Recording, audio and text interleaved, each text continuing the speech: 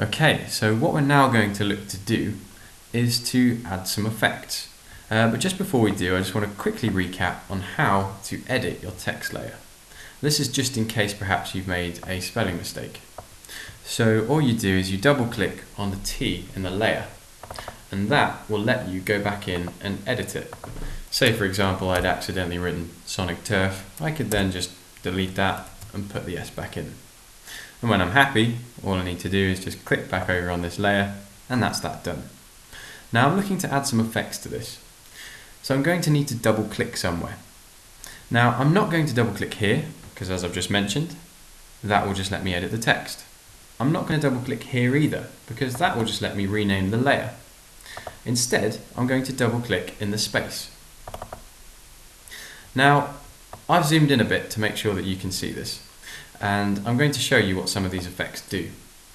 Now, I've got lots and lots of different options, and I'm not going to use too many, okay? It's very important not to use too many because it will make it overcomplicated and you'll probably end up with an effect that doesn't look very good. So, what I'm going to do is I'm going to click down and I'm going to click on the words, not just the tick box. Okay, if I just click on the tick box, all that will happen is a color will change, but I can't see the options that I need. So I'm actually going to click on the words color overlay to make that box highlight in blue. Now I can see that it's just turned red because the color is in fact red. So I'm going to change this, and I actually want it to be a blue.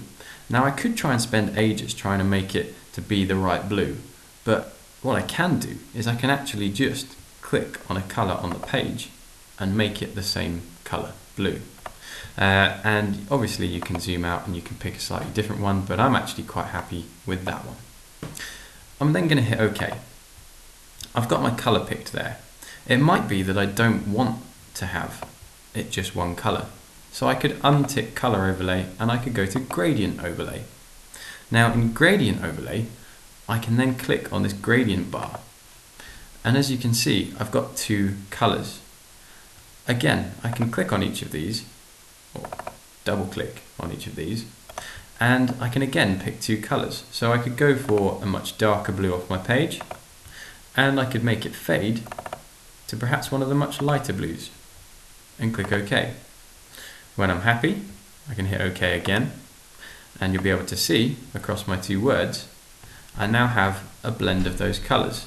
Now the angle isn't great at the moment because I've got one word much darker and one word much lighter, so I could just change that, and there we go.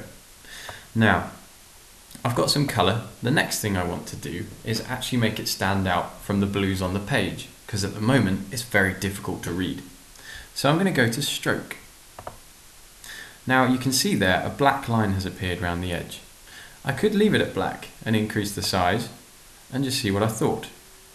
It looks okay, but I'm actually going to end up changing this to white. Now I want to make my letters stand out a bit more. To do that, I want to add that slight 3D effect. So I'm going to go to Bevel and Emboss. Now, as you can see there, it's already given it a bit of an edge. But if I want to improve that, all I need to do is play with the depth and the size and the soften. So let's increase the depth a bit, let's increase the size, and you'll see there I can get a far more interesting effect. Soften may work, but to be honest for this I want to leave it quite hard.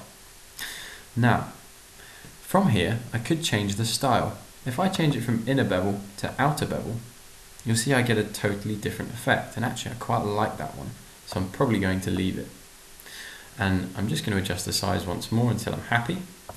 I'm going to go back to my stroke and I'm going to increase the size a little more. And I'm then going to go to one called Outer Glow, which I also think is quite effective for this. And I'm going to change the colour of the outer glow to a white to match the stroke. And I'm going to change the blend mode. Now if I change this to a hard light and increase the size, I'll be able to see it. Okay, so I'm just going to add a little bit of one, maybe increase the spread ever so slightly. And when I'm happy, I can click OK. And there we have it. If I zoom back out, you'll see I've got quite a nice effect on my title.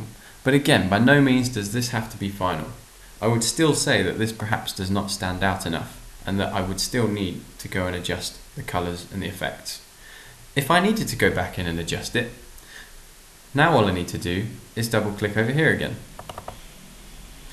And I can go straight back in, and I could perhaps go to my gradient overlay, and perhaps I've decided I don't want the gradient. I'm going to go for a colour, and I'm going to try and select perhaps a much darker blue. Again, this will take a lot of playing. This will take a lot of decision making, and it is totally up to you on how it ends up. There we go. And that's the front cover title sorted.